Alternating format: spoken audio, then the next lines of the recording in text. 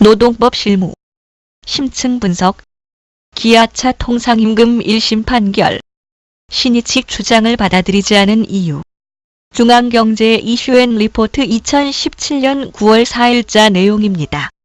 작성 배경 지난주에는 언론에서 기아자동차 통상임금 1심 판결이 큰 화두였습니다. 대법원 판결도 아닌데 관심이 컸던 것은 일단 소송 금액이 엄청 낮다는 것과 이후에 파급 효과가 클 수 있다는 것 때문이었을 겁니다.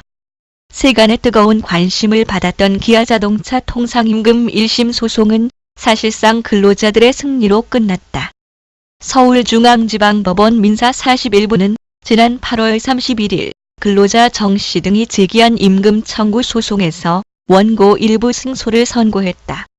사실상 근로자 측의 완승이다. 이번에는 이 판결을 분석해 보았다. 특히 법원이 회사가 주장한 신의칙 위반 주장에 대하여 받아들이지 않은 점들에 주목하여 보자. 판결문 전문은 이네이버에서 확인할 수 있다. 고 하는데 이미 여기저기 많이 돌아다니는 것 같다. 1. 근로자 측과 회사 측 주장. 원고, 근로자 측 주장. 회사가 지급해온 상여금이 통상임금에 해당함에도 이를 제외하여 통상임금을 산정한 것은 부당하다. 이를 포함해서 산정한 시간급 통상임금으로 다시 계산된 수당을 기준으로 부족분을 지급해달라. 이에 대한 피고, 회사 측 주장. 상여금 등의 경우 15일 만근을 요건으로 하고 있는 등 고정성이 없다. 그렇기 때문에 통상임금이 아니다. 설사 통상임금이라 하더라도 근로자들의 청구가 신의 성실의 원칙에 반한다.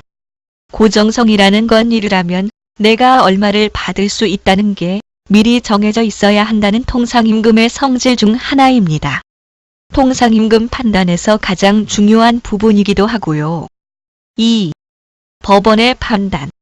법원은 먼저 상여금, 특근수당, 중식대 등 일비를 제외한 각종 급여가 통상임금에 해당하므로 재산정해야 한다고 판단하였고 가장 이슈가 되었던 신의칙에 위반된다는 주장에 대해서도 받아들이지 않았다. 법원이 회사가 주장한 신의칙 위반 주장을 받아들이지 않은 자세한 내용을 살펴보자. 3. 신의칙 위반 주장에 대해 법원이 인정한 사실은 이렇다. 첫째, 노사가 상여금을 통상임금에서 제외하는 합의를 해왔고 이를 기초로 산정된 기본급과 각종 수당의 규모를 정한 점. 둘째, 상여금을 통상임금에 산입할 경우 추가로 부담할 법정 수당 및 퇴직금의 규모는 노사가 합의한 임금 인상률을 훨씬 초과할 것으로 보이는 점. 셋째, 소송 결과에 따라 부담하게 되거나 이후에 추가로 지급해야 할 법정 수당 금액도 상당할 것으로 예상되는 점. 이런 점들에 비추어 보면 회사가 예측하지 못한 새로운 재정적 부담을 지게 되어 재정 및 경영 상태의 악화를 겪을 수 있다는 사실은 인정한 것으로 보인다. 그런데도 신의칙 위반 주장을 받아들이지 않은 이유는 뭘까? 다음 페이지에서 보자. 4. 그러나 신의칙 주장을 받아들이지 않은 이유. 첫째, 회사가 2008년부터 2015년까지 매년 지속적으로 상당한 단기순이익을 거두어왔고 단기순 손실을 기록한 점이 없는 점. 같은 기간 동안 매년 약 1조 원에서 16조 원의 이익잉여금을 보유했고 자본 대비 부채 비율이 169%에서 63%로 낮아지는 등 피고의 재정 및 경영 상태가 나쁘지 않은 점에 주목하였다.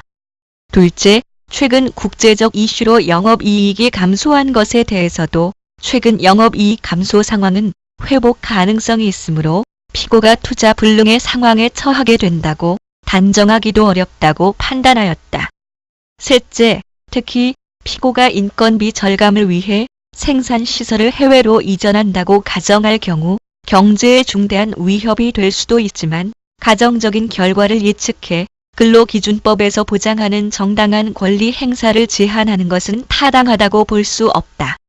며 원고들이 마땅히 받았어야 할 임금을 이제야 지급하는 것을 두고 경제에 중대한 위협이 된다고 관념하는 것은 적절하지 않다. 고 하였다. 이걸로 통상임금 소송에서 신의 성실의 원칙을 방패로 사용하기는 쉽지 않게 되었습니다. 신의 성실의 원칙이 단순히 회사가 지급해야 할 금액이 많다는 것 자체로 인정받을 수 있는 게 아니라는 겁니다. 개인적으로 판결문에서 가장 인상 깊었던 문구는 정확한 표현은 생각이 안 나지만 줬어야 할 금액을 안 주고 그동안 회사 측이 초과 이익을 누려왔던 거라는 문구에서는 약간의 전율을 아주 약간 느꼈습니다. 그리고 해외로 이전한다는 협박까지는 아니더라도 그런 위협에도 불구하고 판사가 줄 건 주라고 판결하는 용기가 고맙기도 했습니다.